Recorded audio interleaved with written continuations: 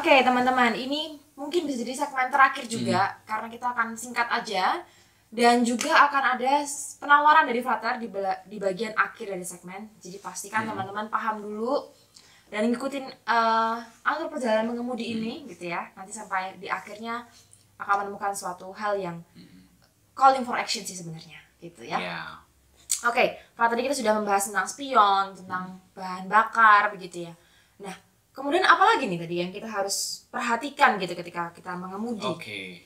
Ya, satu yang perlu kita perhatikan tuh kalau mengemudi itu kan kita harus tetap menatap ke depan. Kalau tadi kita bicara Tentang dua spion. yang sebelumnya itu kan asosiasinya Fokusnya itu di ke belakang, Ya. ke masa lalu. Nah, ini satu rahasia lagi tentang hidup ini itu ya.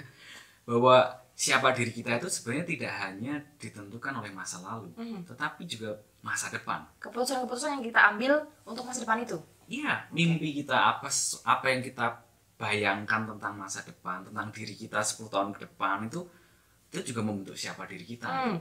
Ya, betul, Artinya yaitu kita kembali lagi ke contoh Ignatius Loyola lah begitu ya.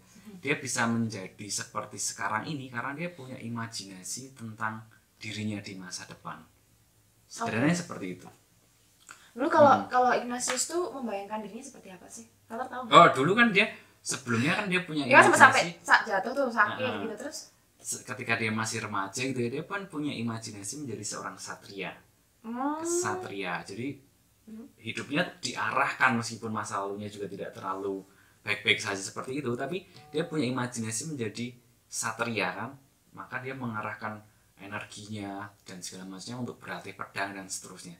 Nah, ketika dia sudah terluka dan tidak mungkin lagi menjadi satria karena kakinya patah, dia punya mimpi baru gitu kan, bahwa dia ingin menjadi seperti Fransiskus Assisi yang waktu itu sudah menjadi santo atau sudah dianggap orang kudus gitu ya.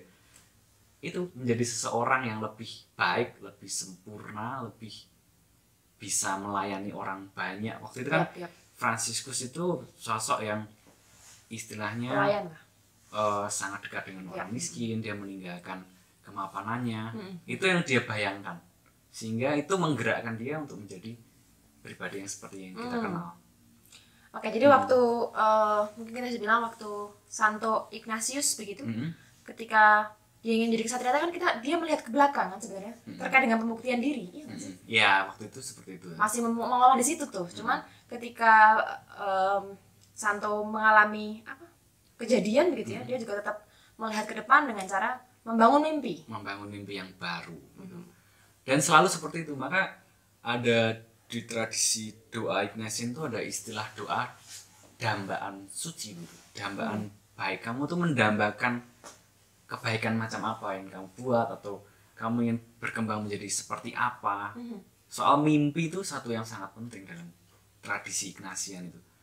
Maka setelah mengolah dua hal tadi itu, ya kita tuh sebenarnya melihat ke belakang dalam perspektif ke depan. Ya, untuk mempersiapkan yang ke depan sebenarnya ya. Kamu mau apa dengan hidupmu? Kamu mau apa sih dengan bakat-bakatmu? Itu perlu kalian pikirkan dari sekarang. Tujuan hidup, lalu mimpi, karir di mana.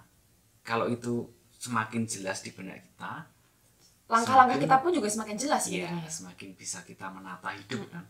Misalkan saya pengen jadi tentara, ya kan nggak mungkin saya asal-asalan gitu. Misalkan ya pergi larut malam dan seterusnya, ya nggak mungkin, karena mimpi itu pada akhirnya mendorong kita untuk mengatur hidup kita saat ini. Nah, itu salah satu hal yang ini mungkin hal-hal kecil yang mungkin kerap diabaikan. Kalau tadi mungkin teman-teman yang futuristik gitu ya, berpandangan depan, mungkin yang tadi yang ke belakang itu yang agak-agak kelewatan. Nah, sekarang untuk teman-teman yang mungkin masih galau, masih kerap belum move on, masih belum move on dari masa lalu tuh gak harus sesuatu tentang cinta-cintaan ya teman-teman ya, tapi segala luka yang di belakang itu loh. Itu teman-teman perlu untuk kita istilahnya rekonsiliasi lah ya. Ya, bisa rekonsiliasi, tapi juga kita membayangkan masa depan itu penting. Ya, oke. Tadi itu masalah membangun mimpi itu penting sebagai jalan mana nih yang mau kita pilih ya. Ya, itu satu ya, kan ketika kita nyetir mobil kita harus tahu pasti tujuannya kemana. Kalau dalam konteks hidup itu tujuan kita kan mau sampai pada level leader of service, human excellence. Itu kalau bahasa teologisnya tadi itu ya, kita mau semakin menyerupai Allah gitu, secitra dengan Allah itu otentisitas kita. Tapi juga yang tidak kalah penting Miss Ibu, kan tadi saya mau mengatakan memilih jalurnya itu sendiri kita juga perlu dengan sungguh-sungguh gitu. Setelah tujuan ada, mimpi ada, tapi jalan yang mana yang harus kita pilih itu penting juga. Maka jalan ini sebenarnya analogi untuk model parenting, model pendidikan macam apa yang harus kita ambil supaya kita sampai pada tujuan. Oke. Nah itu. Gimana tuh cara mengolahnya untuk kita memilih rute gitu ya. Ibaratnya kita kalau misalnya di jalan tuh kan kita punya banyak jalan. Kita mau ke kiri bisa, ke kanan bisa, mau kita lewat jalan tol juga bisa. Nah itu persis kalau di dalam konteks kelas 10 ini kan menulis autobiografi gitu. Di dalam autobiografi itu saya mengajak mereka melihat bagaimana selama ini orang tua mendidik mereka, cara mereka mendidik itu seperti apa. Karena ada beberapa jenis model parenting yang menumbuhkan daya juang, tapi ada juga yang kurang. Nah ini salah satu yang menarik kalau kita baca buku Grit ya, Miss Ibu, satu guru itu saya juga baca karena itu bagus banget. Iya, itu bagus banget. Dia kan sederhananya mau ngatain mau bilang kalau resep sukses itu bukan soal talent, bukan soal tumbuh ya. Soal kita itu punya apa yang sih? Namanya grit itu kan gabungan antara passion dan daya tahan. Minat dan daya tahan itu kalau digabungkan akan menjadi ketabahan, kegigihan. Inilah rumus achievement yang dalam buku itu. Nah ini lalu gritnya ini bisa ditumbuhkan dengan cara apa? Lewat parenting yang minimal ada 2 komponen yang harus berjalan bersamaan, yaitu support dan demanding atau challenge. Jadi orang semakin terus bertumbuh, tapi dia juga tidak merasa capek ya karena ada supportnya tadi. Jadi bersamaan, kalau hanya disupport tapi tidak pernah dituntut standar yang tinggi, ini namanya semacam model apa istilahnya? Permisif. Jadi ya mungkin tidak akan sampai pada tujuan tadi itu. Tapi ada juga model yang tuntutnya tinggi. Ya, tuntutannya kebalikannya. Tuntutannya tinggi tapi nggak pernah nemenin, nggak pernah disupport sama kamu harus gini, terus pergi. Itu juga tidak terlalu tepat karena tidak menumbuhkan daya juang tadi itu. Grit sebenarnya istilah yang lebih tepat. Nah, kalau dua-duanya bisa beriringan, berjalan itu sangat baik. Nah, tentu saya tidak mengajak semua terus menyesalkan atau menyalahkan, tapi kita cukup sadar saja kamu di kuadran mana antara tantangan dan support itu mana yang kurang. Misalkan kalau saya sendiri, saya besar dalam suatu tradisi yang entah bagaimana ibu saya dan bapak saya itu lebih cenderung permisif, dalam arti memberi support yang sangat besar tapi jarang memberi tuntutan yang eksplisit dan tinggi. Nah, saya cukup beruntung karena dalam perjalanan hidup saya bertemu atau berkenalan dengan para Yesuit. Para Yesuit ini mereka selalu menyediakan banyak tantangan buat saya. Jadi imbang standar yang tinggi itu. Katakanlah saya dapat nilai 8 tuh rasanya tidak cukup itu bagi Yesuit itu. Jadi ya rasanya terus antara support dan tantangan menjadi seimbang, dan itu melahirkan semacam semangat daya juang ya gitu. Itu pentingnya di sana mengenali. Jadi nggak hanya di posisi keluargaku gini, bukan itu yang kita maksud ya, tapi mengenali, kemudian teman-teman juga harus tadi memilih peta. Berarti kalau misalnya aku pada kondisi keluargaku ini aku jarang mendapatkan tantangan nih, ya dibikin atau diciptakan atau bergabung dengan arus itulah gitu ya. Carilah teman yang memang suka tantangan, atau carilah guru yang punya itu tinggi. Kayak gitu ya, benar-benar. Karena itu bukan karena apa-apa ya, memang karena kita butuh untuk terus bertumbuh menjadi manusia gitu. Betul. Dan juga kebalikannya, ketika kita mendapatkan tuntutannya besar di rumah, supaya nggak gampang stres, bisa berjuang, bisa memenuhi itu dengan baik, dengan kesadaran, ya carilah support. Ya, betul. Sesimpel itu gitu ya. Sesimpel itu.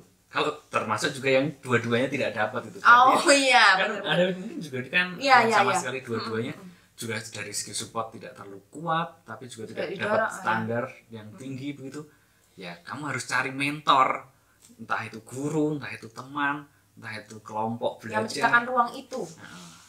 Nah, di sanalah kita bisa ya mencapai apa yang kita impikan.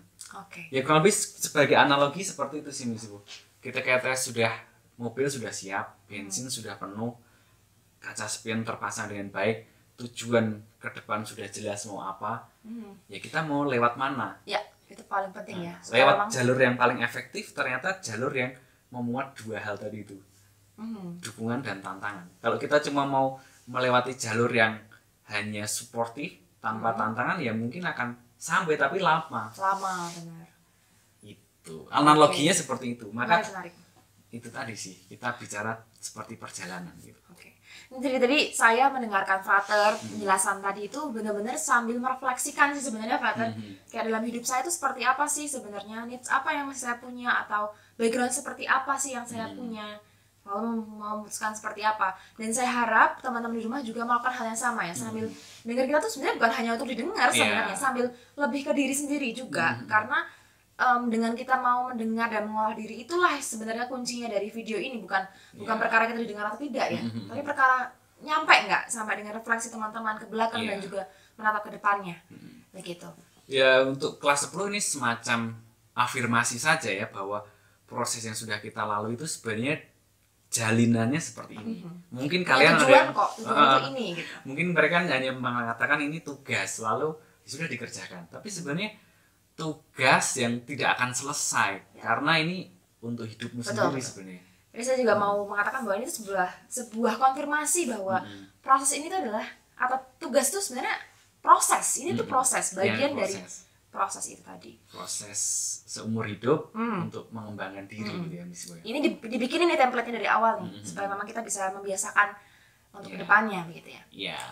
Oke, Frater, menarik dan apa ya, setelah saya rasa-rasakan bisa membuat refleksi, berarti cukup oke lah gitu ya, dan berharapnya teman-teman di rumah juga bisa mengalami hal yang sama.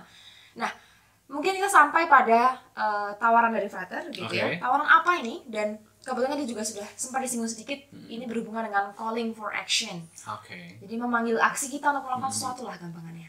Apa itu kira-kira? Sederhananya begini teman-teman, saya kan membaca perjalanan hidup teman-teman itu ya. Dan seperti saya katakan di awal tuh, semakin saya membaca kisah hidup kalian, semakin saya tuh belajar sesuatu dari orang tua kalian, bapak, ibu, kakak, adik, nenek, tapi juga belajar dari kalian, teman-teman sendiri kelas 10 yang mencoba memaknai suatu peristiwa, suatu situasi yang tidak mudah. Dan bagi saya itu seperti chicken soup gitu ya, yang memberi memberi energi gitu. Wah, kalau teman saya ini seperti itu, fighting begitu, masa saya sih rebahan terus atau menyerah sih dengan situasi yang tidak mudah begini. Itulah kenapa sebenarnya saya tuh tahan itu membaca halaman demi halaman yang kalian tulis itu. Dan tawaran yang saya tawarkan sebenarnya juga sebuah tantangan, tapi juga tawaran, tapi saya sendiri juga tergerak sih untuk mengajak kalian mengumpulkan kisah-kisah itu menjadi semacam buku gitu ya. Mungkin ada satu contoh nih ya Kak Tria. Ini tuh membahas suatu buku yang sebenarnya membahas tentang dirinya sendiri nggak sih? Iya, sebenarnya apa yang ditulis oleh penulis ini kebetulan saya juga cukup mengenal dengan dekat. Dan ini Romonano namanya. Ini guru saya atau magister saya, dan saya juga yang mengajari cara-cara seperti ini adalah dia. Dia itu hanya mengumpulkan kisah bersama ibunya, misalkan bagaimana dia memahami love language ibunya, misalkan dia memahami dunia sang ibu dan bapaknya, lalu jadi buku seperti ini.